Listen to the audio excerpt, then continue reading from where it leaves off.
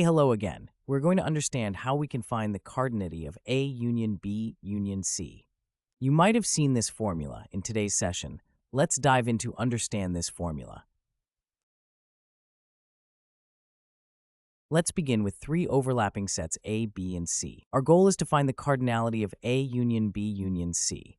To find that, we will first need to individually add the cardinality of A, or number of elements in A.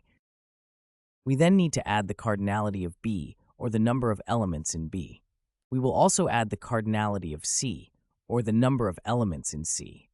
However, when doing so, we will overcount the number of elements that are common between these sets. To handle that, we have to first remove the elements that both A and B share, what we call A intersection B, as these got counted twice. Let's update the formula by subtracting A intersection B.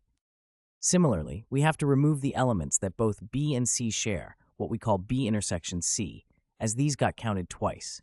Let's update the formula by subtracting B intersection C.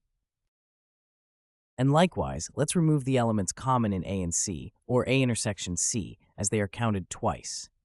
Let's update the formula by subtracting A intersection C.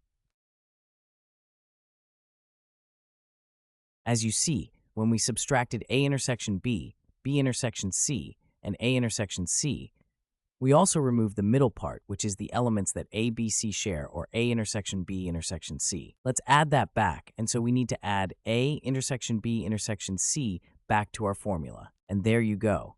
And that's how we can understand and make sense of this formula.